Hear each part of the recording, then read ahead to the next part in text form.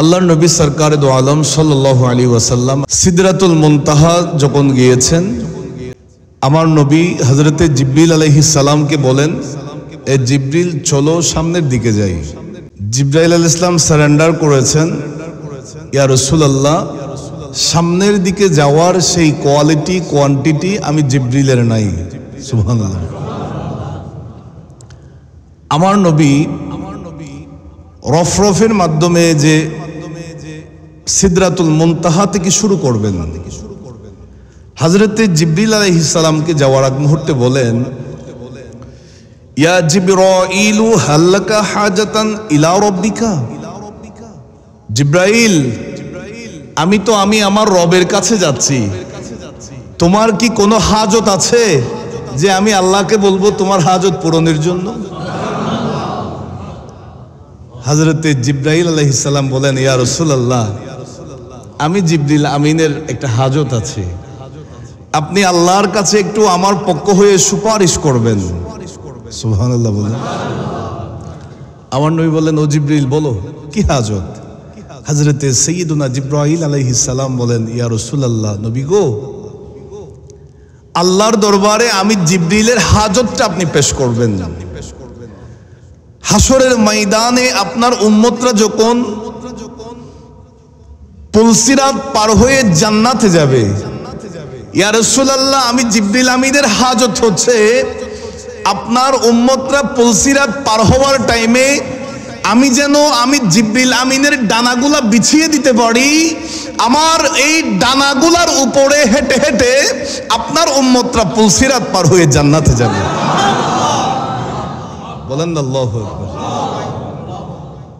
হযরতে জিবরাইল আলাইহিস সালাম সিদরাতুল মুনতাহায়, নবী যাচ্ছেন মেরাজে, বলেন, রাসূল গো, আমার বড় হাজত, বড় আশা, আপনার গুনাহগার উম্মতদের কদম যেন আমি জিবরিল আমিনের ডানা মুবারকের উপর পড়ে, এটাই আমার বড় আশা। আল্লাহর নবী সরকারে দো আলম সাল্লাল্লাহু আলাইহি ওয়াসাল্লাম রওনা হয়ে গেলেন। আমার নবী বলেন, সুম্মা আরাজা বি হাত্তা যাহারতা লামুস্তাওয়ান আসমাউ ফিহি শরীফাল আকলাম। জোরে বলি সুবহানাল্লাহ। আমার নবী বলেন, আমাকে উপরে ওঠানো হলো। আমার নবী উঠলেন, যেতে যেতে যেতে একটি সমতল স্থানে পৌঁছানো হলো, যেই জায়গার মধ্যে উঁচু নিচু নাই, একেবারে সমতল। নবীজি বলেন, আসমাউ ফিহি শরীফাল আকলাম, আমি সেখানে কলমের লেখনির আওয়াজ শুনেছি। আল্লাহ নবী সরকারে দো আলম সাল্লাল্লাহু আলাইহি ওয়াসাল্লাম বলেন, আমি সেখান থেকে সিদরাতুল মুনতাহা থেকে যাইতে যাইতে যাইতে যাইতে মাকামে ইস্তাওয়ায় পৌঁছলাম। এরপর আমার নবী বলেন, আবারও মাকামে ইস্তাওয়া থেকে স্টার্ট করলাম, সামনের দিকে যাচ্ছি, উপরের দিকে উঠছি। আল্লাহ নবী বলেন, যেতে যেতে যেতে মাকামে ইস্তাওয়া থেকে আমি এমন একটা জায়গায় গিয়ে পৌঁছলাম, যেই জায়গা ৭০,০০০ নূরের পর্দা অতিক্রম করেছে। কয় হাজার? একটা পর্দার আয়ত্ত কত জানেন? কিতাবে আছে, একটা পর্দার আয়ত্ত হচ্ছে ৫০০ বছরের রাস্তা। সুবহানাল্লাহ বলেন না? একটা নূরের পর্দার আয়ত্ত হচ্ছে কয়শো বছরের রাস্তা? আমার নবী বলেন, এইরকম ৭০,০০০ নূরের পর্দা আমি অতিক্রম করেছি। আল্লাহ নবী সরকার দো আলম সাল্লাম বলেন, চলে গেলাম, আমি সিদ্দিক আকবরের আওয়াজ শুনতে পেয়েছি। একটা বিষয় খেয়াল করবেন, এই আলোচনাটা হযরতে ইমাম আহমদ রেজা খান ফাজলে বেরলভী রহমতুল্লাহ ওনার কিতাবেও আছে, আর বিভিন্ন কিতাবের মধ্যে আছে। নবীজি বলেন, আমি যেতে যেতে যেতে যখন ৭০,০০০ নূরের পর্দা অতিক্রম করে ফেলেছি, এক একটা পর্দার আয়ত্ত ৫০০ বছরের রাস্তা, আমার নবী বলেন, আমি সেখানে সিদ্দিক আকবরের আওয়াজ শুনেছি। আমাকে বলা হচ্ছে, কিফ ইয়া রাসূলুল্লাহ আপনি থামুন, ইয়া মুহাম্মাদু সাল্লাল্লাহু আলাইহি ওয়াসাল্লাম, ফা ইন্না রাব্বাকা ইউসাল্লি, আপনার রব, আপনার খালেক তিনি সালাত আদায় করছেন। জোরে বলেন, আর একটু জোরে বলেন। আমার নবী বলেন, আমি যখন যাচ্ছি 70,000 নূরের পর্দা অতিক্রম করে ফেলছি, আমাকে বলছে কিফ ইয়া মুহাম্মদ, ইয়া রাসূলুল্লাহ আপনি থামুন, আপনার রব এখন সালাত আদায় করছে। আমরা যেভাবে সালাত মানে নামাজ পড়তে আসি, আল্লাহ তো নামাজ পড়েন না, আমার আল্লাহ সালাত পড়েন মানে আমার নবীর উপর দরুদ পড়েন। আল্লাহর সালাত হচ্ছে আল্লাহর কোনো ইবাদত নাই, ইবাদত বান্দাদের জন্য, আল্লাহ ইবাদত পাওয়ার উপযোগী। ইবাদত আল্লাহর জন্য আমরা করি। আমার আল্লাহ একটাই কাজ করেন, সেটা হচ্ছে তিনার হাবিবের উপর দরুদ শরীফ পড়েন। ওই যে আল্লাহ বলেছেন, আমার আল্লাহ বলেন ইউসাল্লুনা আলান নবী, আমার কাজ হচ্ছে নবীর উপর দরুদ পড়া। আমার নবীকে বলা হচ্ছে আপনি একটু থামুন, আপনার রব দরুদ পড়তেছেন, সালাত পড়তেছেন। সুবহানাল্লাহ। এরপর আমার নবী বলেন, আল্লাহ তাআলার কুদরতি জবান দিয়ে বলছে, উদনু ইয়া মুহাম্মদ, হে আমার হাবিব মুহাম্মদুর রাসূলুল্লাহ সাল্লাল্লাহু আলাইহি ওয়াসাল্লাম, আপনি আরো কাছে আসুন। আল্লাহ বলছেন উদনু ইয়া মুহাম্মদ, ওগো হাবিব আপনি আরো কাছে আসুন। আল্লাহর নবী গেলেন। আমার নবী বলেন আত্তাহিয়াতু লিল্লাহি ওয়াস সালাওয়াতু ওয়াত তাইয়িবাত, যেটা আমরা নামাজের বৈঠকে পড়ি। আল্লাহর নবী বলেন আমার মৌখিক ইবাদত, আমার দৈহিক ইবাদত, আমার আর্থিক ইবাদত সব কিছু লিল্লাহি, আল্লাহর জন্য। আর একটু জোরে বলেন। আল্লাহ তাআলা আমার নবীকে জবাব দিয়েছেন, আসসালামু আলাইকা আইয়ুহান নবী ওয়া রাহমাতুল্লাহি ওয়া বারাকাতুহু। আমার নবীকে আল্লাহ তাআলা তিনটা জিনিস দিয়েছেন। কয়টা? একটা হচ্ছে সালাম, একটা হচ্ছে রহমত, আর একটা হচ্ছে বরকত। কয়টা পুরস্কার দিয়েছেন? হাদিয়া দিয়েছেন কয়টা? আল্লাহর নবী সরকারে দো আলম, আমরা তো একজন আরেকজনকে সালাম দিলে আসসালামু আলাইকুম রহমতুল্লাহ বললে আপনাকে জবাবে বলবে ওয়া আলাইকুম আসসালাম রহমতুল্লাহ, আপনার উপরও আল্লাহ শান্তি রহমত দান করুক। আমার নবীকে আল্লাহ তাআলা সালাম দিয়েছেন, আমার নবীর সালামের জবাব আপনাকেও রহমত দিক এটা বলেন নাই, কারণ আল্লাহর কাছে তো শান্তির প্রয়োজন নাই, আল্লাহ তো শান্তি দেনেওয়ালা, রহমত দেনেওয়ালা।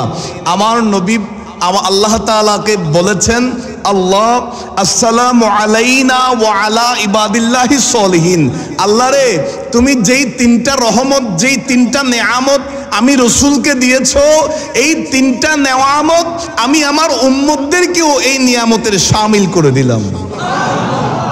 বলেন আল্লাহু আকবার। আমার নবী সেখানেও আমাদেরকে বলেন। এরপরে ফেরেশতারা জবাব দিয়েছে আশহাদু আল্লা ইলাহা ইল্লাল্লাহু ওয়া আশহাদু আন্না মুহাম্মাদান আবদুহু ওয়া রাসূলুহু। আল্লাহর ওই সময়ের ফেরেশতারা বলেন আমরাও সাক্ষী আছি মুহাম্মদ সাল্লাল্লাহু আলাইহি ওয়াসাল্লাম আল্লাহর রাসূল। চিৎকার দিয়ে বলি না সুবহানাল্লাহ। আর একটু জোরে বলেন।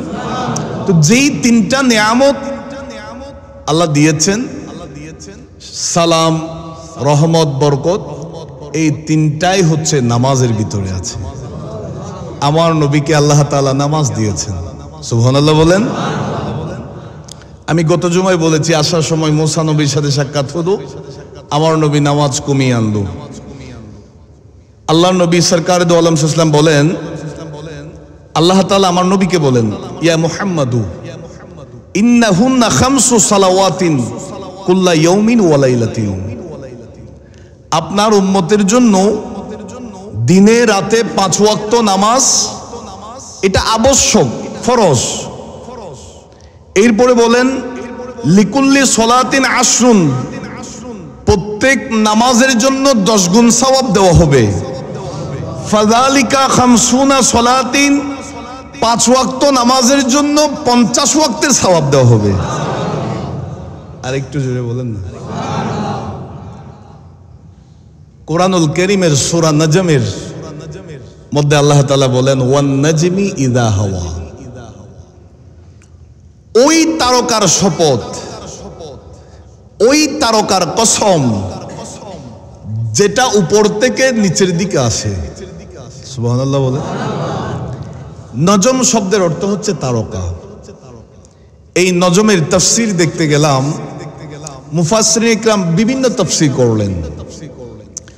তন্মধ্যে কেউ বলেছেন নজম মানে সুরাইয়া তারকা, যেটা ষষ্ঠ আসমানের মধ্যে আছে। আবার বলেন নজম মানে এখানে আল্লাহ তাআলা ওই তারকার কসম করেছেন। এখানে নজম মানে তারকা নয়, আল্লাহর হাবিব যে মেরাজে গিয়েছেন, আমার নবীকে যে আল্লাহ মেরাজে তুলেছেন, নবী যে মেরাজে থাকেন নাই, আবার নিচের দিকে চলে এসেছেন। আল্লাহ তাআলা বলেন ওয়ান নাজমি ইযা হাওয়া, আমার হাবিবের কসম যিনাকে আমি মেরাজে নিয়ে গিয়েছি তিনি আবার জমিনে নেমে এসেছেন। বলেন না আল্লাহু আকবার। এরপর আল্লাহ বলেন মা যাল্লা সাহিবুকুম ওয়া মা গাওয়া, তোমাদের সাহেব যিনি পথভ্রষ্ট নন, বিপরীত নন, বিপথেও তিনি থাকেন না। এখন আসুন, আমার নবী মেরাজ করে চলে এসেছেন। মক্কাবাসীদেরকে এলান করলেন, হে মক্কার কুরাইশরা শুনো, আমি রাসূল গতকাল রাত্রিতে আল্লাহ আমাকে মেরাজে নিয়ে গেছেন। আমি প্রথম জুমায় বলেছিলাম তাদের ধারণা ছিল বাইতুল মুকাদ্দাস পর্যন্ত, সেজন্য আল্লাহ সূরা বনী ইসরাইলের মধ্যে বাইতুল মুকাদ্দাসের কথা উল্লেখ করলেন। এখন কাফেররা বলতেছে ইসলামের নবী এটা কি বলে, যেখানে যাইতে 40 দিন সময় লাগে সেখানে তিনি লাইলান কিছু অংশে কেমনে গেল। তারা বৈঠক করলো, তিনারে তো আটকাইতে হবে। তিনি তো শুধু বলতেছেন মেরাজে গেছেন, বাইতুল মুকাদ্দাস দেখলেন, অনেক কিছু বলছেন। আমাদের তো বাইতুল মুকাদ্দাস গিয়েছে এমন কিছু মানুষ আছে যারা জানবে বাইতুল মুকাদ্দাসের কয়টা দরজা আছে, কয়টা জানালা আছে, কয়টা পিলার আছে, ওই বাইতুল মুকাদ্দাসের কোন কোন সিস্টেম আছে, এগুলো তো তারা জানবে। সুতরাং আমরা ইসলামের নবীকে প্রশ্ন করব, তিনি যদি সঠিক জবাব দিতে পারেন তাইলে বুঝবো তিনি বাইতুল মুকাদ্দাসে গিয়েছেন। জোরে বলি না সুবহানাল্লাহ। আল্লাহর নবী সরকারে দো আলম সাল্লাল্লাহু আলাইহি ওয়াসাল্লামের কাছে তারা আসলো, ওগো ইসলামের নবী, আপনি যে বলেছেন গত রাত্রিতে মেরাজে গেছেন, আপনি যে বলেছেন বাইতুল মুকাদ্দাসে গিয়েছেন, নামাজ পড়লেন, সেখানে নবীদের সাথে সাক্ষাৎ হলো। ওগো ইসলামের নবী, আপনার কাছে বাইতুল মুকাদ্দাস সম্পর্কে আমাদের পক্ষে কয়েকজন প্রতিনিধি প্রশ্ন করবেন, আপনাকে সঠিক উত্তর দিতে হবে। যদি আপনি সঠিক উত্তর দেন তাইলে আমরা বুঝবো আপনি হয়তো বাইতুল মুকাদ্দাসে গিয়েছেন, দেখেছেন। আমার বাবারা ভাইয়েরা, আল্লাহর নবী বলেন কোনো অসুবিধা নাই, তোমরা আমাকে বাইতুল মুকাদ্দাস সম্পর্কে প্রশ্ন করতে পারো।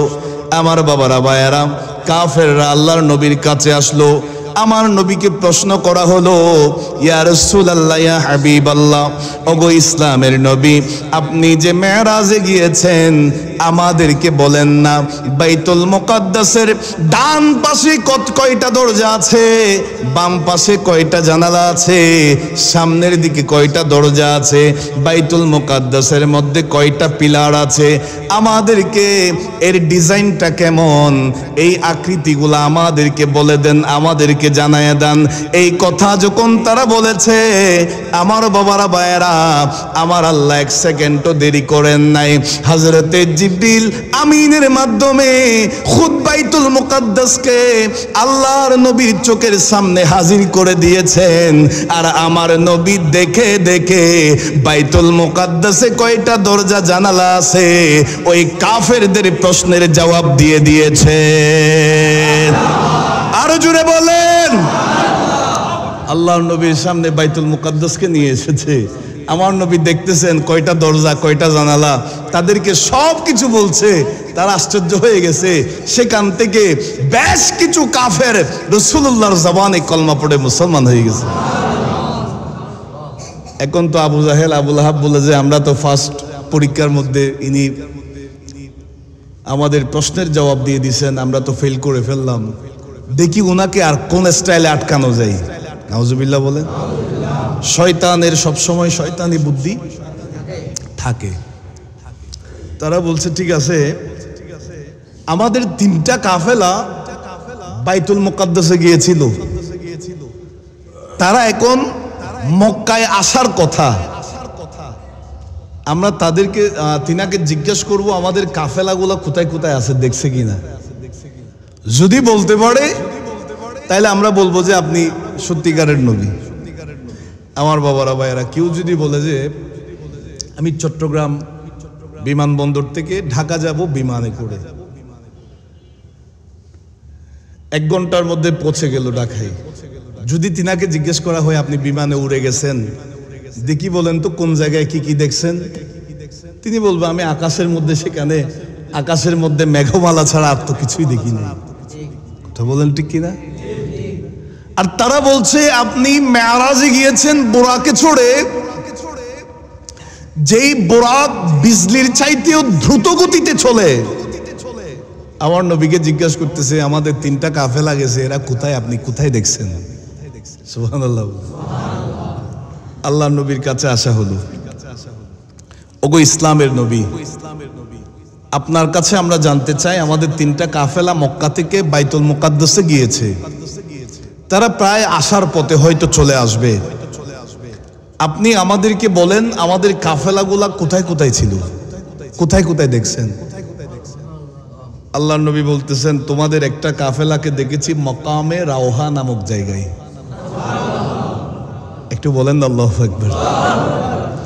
মকামে রাওহা নামক জায়গায় যেই কাফেলাকে দেখেছি তাদের একটা উট হারিয়ে গেছে। ওই কাফেলার মানুষরা উটটাকে খুঁজাখুঁজির মধ্যে তারা ব্যস্ত ছিল।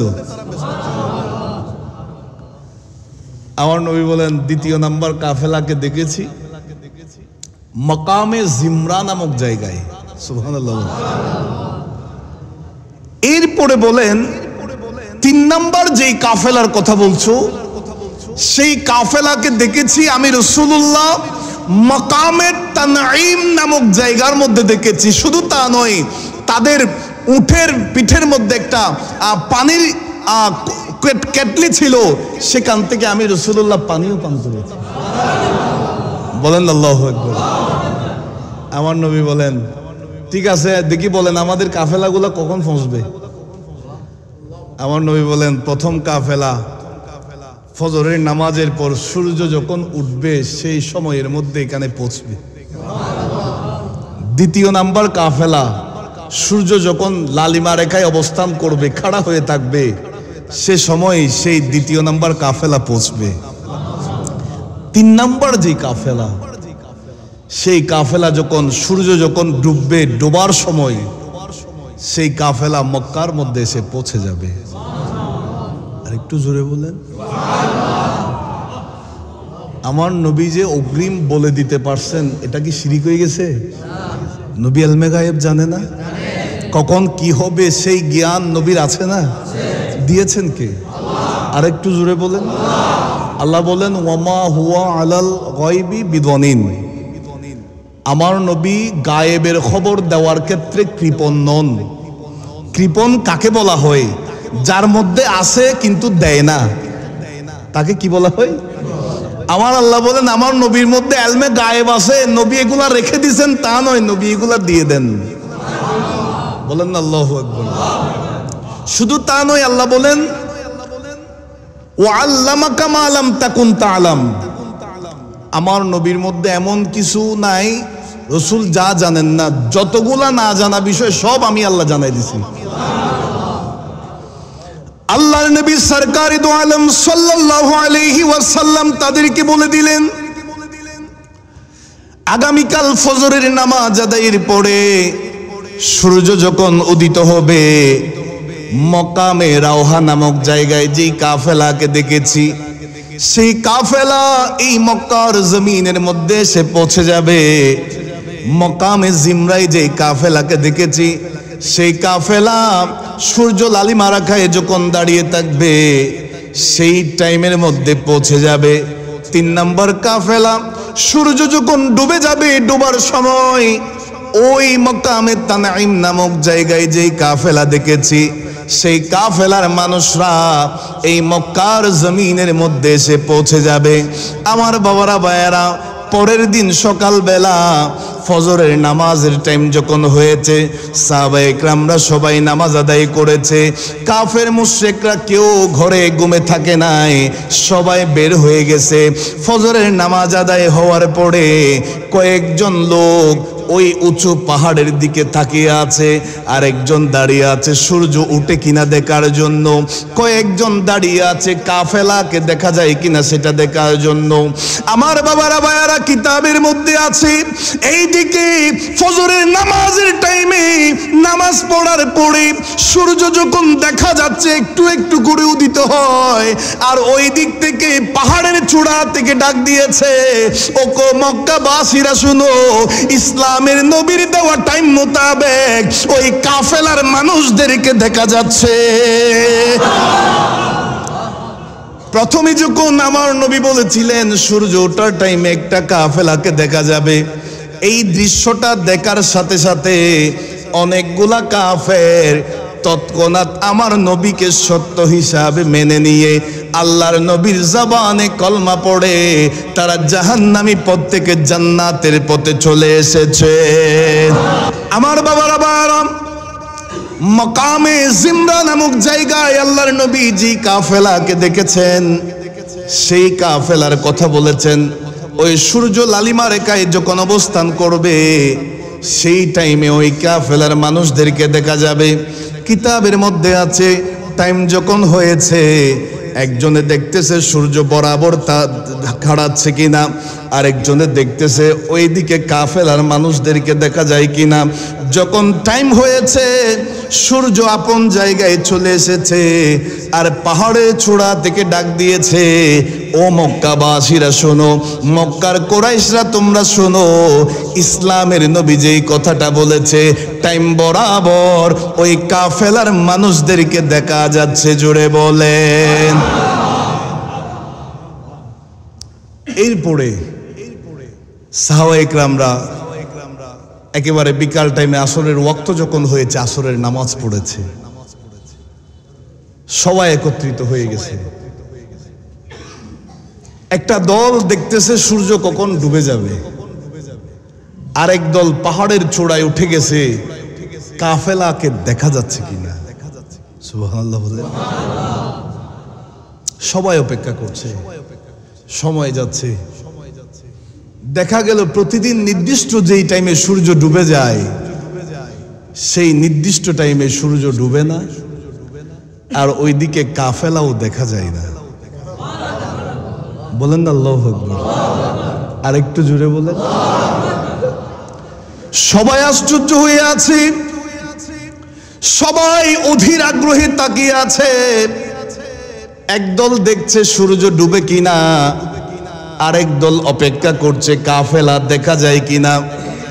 আমার বাবারা ভাইয়ারা, প্রতিদিন নির্দিষ্ট যেই টাইমে আসরের নামাজের পরে মাগরিবের সময় যেই টাইমে সূর্য ডুবে যাওয়ার কথা, 1 ঘন্টা পার হয়ে গেছে, এখনো সূর্য ডুবে নাই, আপন জায়গায় আছে। আর ওইদিকে দেখা যায় কোনো কাফেলার মানুষদের হদিস পাওয়া যাচ্ছে না, কাউকে দেখা যাচ্ছে না। সবাই অপেক্ষার পর অপেক্ষা করছে, সবাই তাকিয়ে আছে কখন সূর্য ডুববে। ইসলামের নবী বলে দিয়েছে সূর্য ডুবার টাইমে কাফেলার মানুষরা হাজির হবে।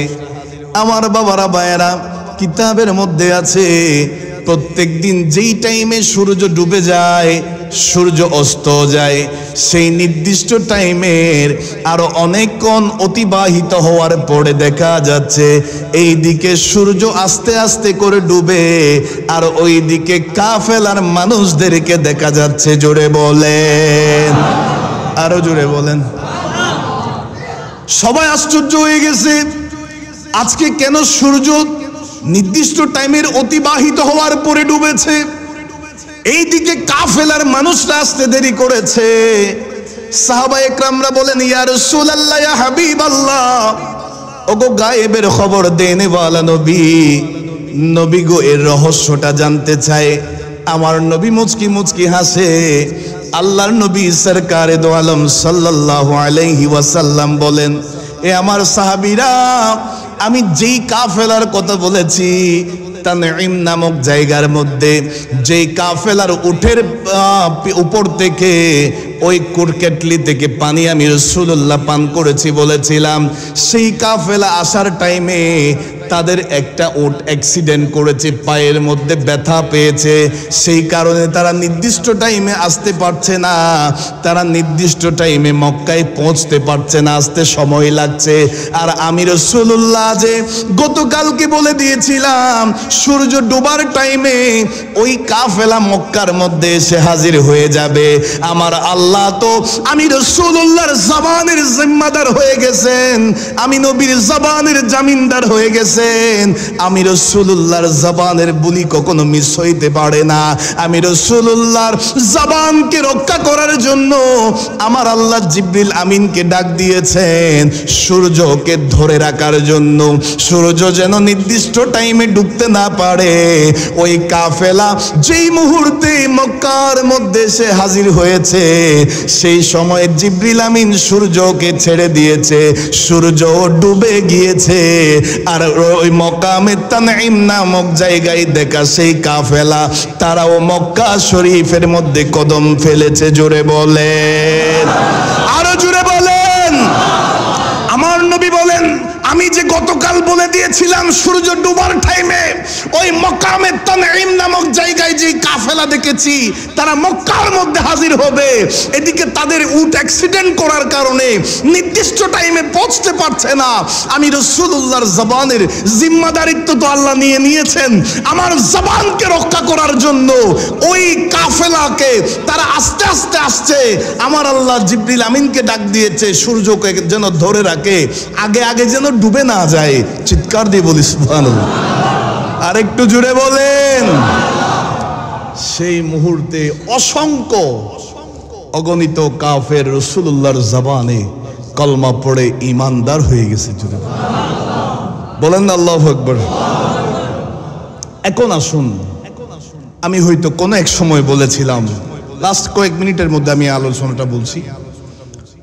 ওয়ান নাজমি ইযা হাওয়া, ওই তারকার কসম যেটা উপর থেকে নিচের দিকে আগমন করেছেন।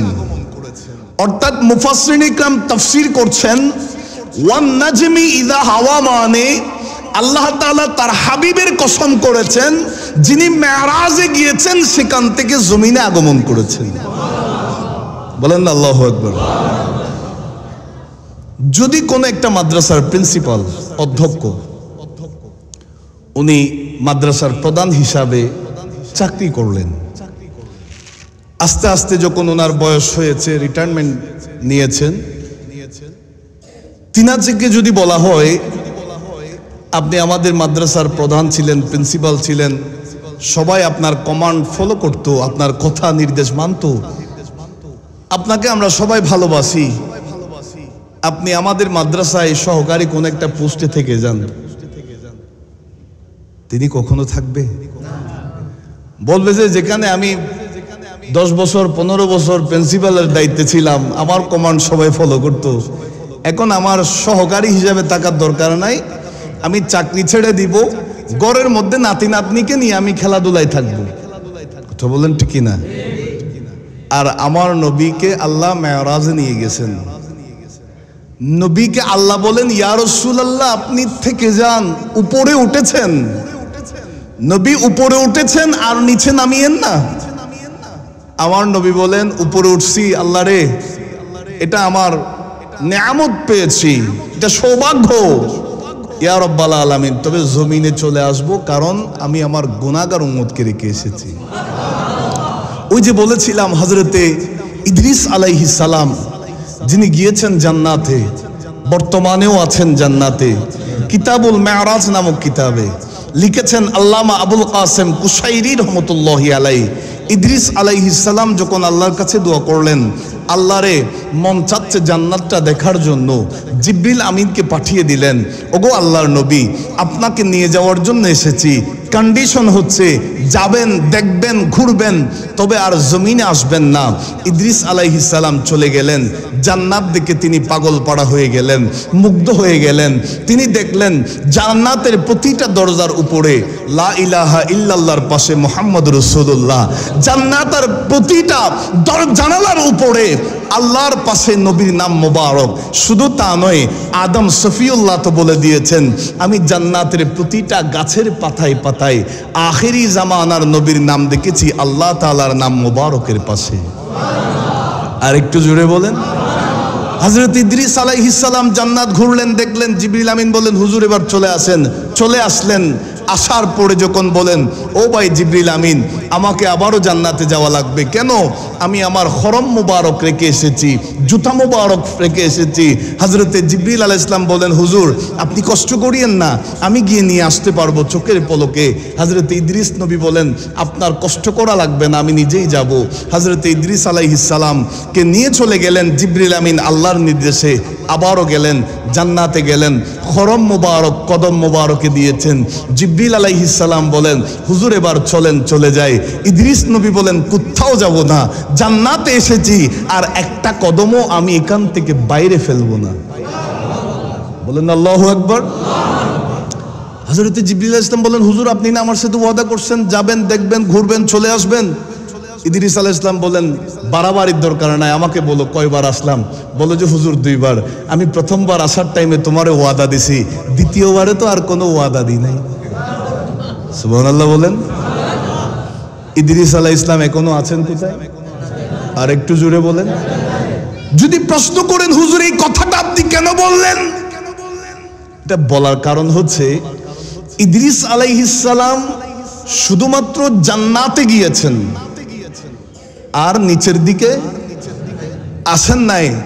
আর আমার নবী তো ওয়ান নাজমি ইযা হাওয়া, রাসূল তো খানে কাবা থেকে শুরু করে আমার নবী বোরাকে ছেড়ে যেতে যেতে যেতে বাইতুল মুকাদ্দাস চলে গেলেন। প্রথম আসমান, দ্বিতীয় আসমান, সপ্তম আসমানে চলে গেলেন। জান্নাত জাহান্নাম প্রদক্ষিণ করলেন। এখানে শেষ নয়, নবী চলে গেলেন সিদরাতুল মুনতাহায়। সেখান থেকে রফরফের মাধ্যমে আমার নবী চলে গেলেন মাকামে ইস্তাওয়ায়। আমার নবী যেতে যেতে রাসূলুল্লাহ বলেন, 70,000 নূরের পর্দা অতিক্রম করেছি। 70,000 নূরের পর্দা অতিক্রম করে এক একটা পর্দার আয়ত্ত 500 বছরের রাস্তা। আল্লাহর নবী বলেন, আমি যখন চলে গেলাম আমাকে আল্লাহ কুদরতি জবান দিয়ে ডাক দিয়েছে, উদনু ইয়া মুহাম্মদ, ওগো মুহাম্মদ আপনি আমার কাছে আসুন। সুম্মা দানা ফাতাদাল্লাহ। আমার নবী বলেন, আমি আল্লাহর কাছে চলে গেলাম, নিকটবর্তী হয়ে গেলাম। ফাকানা কাবা কাউসাইনি আও আদনা, এমন কি ধনুকের চাইতেও এতই কম দূরত্বের মধ্যে আল্লাহর কাছাকাছি ছিলাম। মাঝখানে কোনো পর্দা পার্টিশন নাই, মাঝখানে কোনো দেওয়াল নাই, মাঝখানে কোনো পার্টিশন নাই। আমি আল্লাহকে দেখতেছি, আল্লাহ আমি রাসূলুল্লাহকে দেখছে। সরাসরি আমি আমার রবকে দেখেছি, সরাসরি সশরীরে আমি আমার আল্লাহকে দেখেছি। আমার আল্লাহ বলেন, রাসূল গো আপনি আর জমিনে যায়েন না, আপনি আর জমিনে যায়েন না। আমার নবী বলেন, ওয়ান নাজমি ইযা হাওয়া, আমি মেরাজে গিয়েছি, আবার জমিনে নেমে এসেছি, আমি আমার গুনাহগার উম্মতদের জন্য। ইদ্রিস আলাইহিস সালাম জান্নাতে গিয়েছেন আর জমিনে নামেন নাই, আর আমি নবী আমার উম্মতের মায়ায় আল্লাহর কাছ থেকেও আবার জমিনে চলে এসেছি। বলেন না আল্লাহু আকবার। সেই নবীর উম্মত হয়ে আমরা খুশি না বেজার? আমাদের নবীও শ্রেষ্ঠ, উম্মতের মধ্যে আমরাও শ্রেষ্ঠ। কথা বলেন। আখেরি জামানার নবীর উম্মতের সাথে কোন উম্মতের তুলনা আছে? নাই বললাম। এখন আমরা আসি কোথায়? কথা বলেন ঠিক না? আমরা তো শ্রেষ্ঠ উম্মত, এটা স্বীকার করি, মানি। আপনি চিন্তা করেন তো আপনার অবস্থান কোথায়? আমরা একজন মুসলমান না, ইমানদার তো, আমরা আছি কোথায়? আমাদের অবস্থান কই? একজন মুসলমানের করণীয় কি? একজন ইমানদারের করণীয় কি? মনে কষ্ট আনবেন না। যেই নবী মেরাজে গিয়েছেন, এই পাগল উম্মতদের মায়ায় চলে এসেছেন, সেই নবীর শানে বেয়াদবি করতে একটু দ্বিধাবোধ করছি। আমার নবীর শানে বেয়াদবি হচ্ছে না? আমরা একেবারে গত 2 জুমা থেকে শুরু করেছি পবিত্র মেরাজের আলোচনা। এই মেরাজকে 3টা স্টেপে আমি আলোচনা করেছি।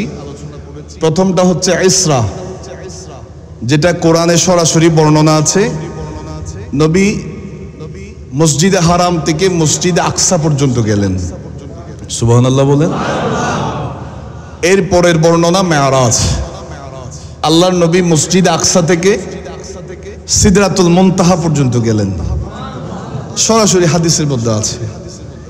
এরপরে আল্লাহর নবী সরকারে দো আলম সাল্লাল্লাহু আলাইহি ওয়াসাল্লাম সিদরাতুল মুনতাহা থেকে আল্লাহর সাথে সরাসরি দিদার করেছেন। সেখানে যা যা হয়েছে সেই বিষয়ে একটা বিষয় খেয়াল করবেন, মেরাজ সম্পর্কে আলোচনা যদি আমরা করতে যাই বা আহলে সুন্নাত ওয়াল জামাতের মতাদর্শী আলেমরা যদি কথা বলতে যাই, কারণ মেরাজের এমন এমন বর্ণনা আমরা কিতাবে পড়ছি, যেই বর্ণনাগুলা কিতাবে পড়ছি নিজের মধ্যে রেখে দিছি। কারণ এগুলা যদি মাঠে ময়দানে বলতে চাই বা বলে ফেলি, আলেমরা যদি বলে ফেলে, সাথে সাথে শুরু হয়ে যাবে অমুক হুজুর তো কাফের হয়ে গেছে। কথা বলেন ঠিক কিনা? এই ধরনের আলোচনা আমরা দেখেছি। তারপরেও আমি আমার ছোট্ট ক্ষুদ্র জ্ঞানে হুজুর হাদিয়ে জামান হুজুর কেবলার নজরে করম পাওয়ার আশা নিয়ে আমি কথাগুলো বলেছি। বিশেষত একটা বিষয়, প্রত্যেকটা কথার তো অবশ্যই দলিল আছে, তবে এখানে আল্লাহ যে আল্লাহ রসুলের সাথে দিদার করেছেন, আল্লাহ রসুল দিদার করেছেন আল্লাহর সাথে, আশেক মাসুকের মধ্যে যা হয়েছে বিষয়টা খেয়াল করবেন। অনেক সময় দেখা যায় এশকের ক্ষেত্রে দলিলেরও প্রয়োজন হয় না। কথা বলেন ঠিক কিনা? আমার নবী তো মেরাজে গিয়েছেন, সশরীরে গেলেন। আমি বলেছিলাম আব্দুন শব্দের অর্থ, আল্লাহ যে বলেছেন বিআবদিহি, আব্দুন শব্দের তাফসীরের মধ্যে পেয়েছি আব্দুন তাকে বলা হয় যার হাত, পা, চোখ, নাক, অর্থাৎ একটা মানুষের শরীরের যে গঠনাকৃতি থাকার কথা, সেই গঠনাকৃতি যার মধ্যে আছে তিনি হচ্ছেন আব্দুন। এখানে রুহু যায় নাই, এখানে নূর যায় নাই, এখানে গিয়েছেন বিআবদিহি। আমার নবী সশরীরে গিয়েছেন, বিরুহিহি নয়। নবী রুহে রাসূলুল্লাহ রূহ গিয়েছেন তা নয়, আমার নবী স্বপ্নে গিয়েছেন তা নয়। নবী মেরাজ করেছেন সশরীরে। আহলে সুন্নাত ওয়াল জামাতের আকীদা হচ্ছে আমার নবী সচক্ষে আল্লাহর কুদরতি চেহারা, আল্লাহ তাআলাকে আল্লাহর কুদরতি ভাবে এটার কোনো মিসাল কেউ দিতে পারবে না। আমার নবী যেভাবে আল্লাহ দেখা দিয়েছেন, আমার নবী সেভাবে দেখেছেন। তবে আল্লাহর নবী সচক্ষে দেখেছেন, আল্লাহর নবী সরাসরি দেখেছেন। এটা হচ্ছে আহলে সুন্নাত ওয়াল জামাতের আকীদা। সন্দেহ আছে? যার সন্দেহ লাগবে এটা তার ব্যাপার। তবে আহলে সুন্নাত ওয়াল জামাতের আকীদা আমার নবী সরাসরি সশরীরে সচক্ষে আমার নবী আল্লাহকে দেখেছেন। এটা আমার নবীর স্পেশালিটি, এটা আমার নবীর স্পেশালিটি, এটা অন্য কোন নবীকে আল্লাহ দেন নাই। সেজন্যই তো আমার নবী সৈয়দুল মুরসালিন, সেজন্যই তো আমাদের নবী সৈয়দুল আম্বিয়া। বলেন না আল্লাহু আকবার। যেখানে কোন নবী আমাদের নবীর মতো হতে পারে নাই, সেখানে কোন মৌলবী, কোন হুজুর যদি বলে ভাইয়ের মতো, বন্ধুর মতো, এর গালে জুতার বাড়ি ছাড়া আর কিচ্ছু নাই। আল্লাহ আমাদেরকে বুঝার তৌফিক দেন। আপনারা কি রাগ করে ফেলছেন? আমরা কখনো নবীর মতো নিজেকে দাবি করব? আল্লাহ তাআলা আমাদেরকে প্রত্যেককেই আমাদের ঈমান আকীদা হেফাজত রাখার তৌফিক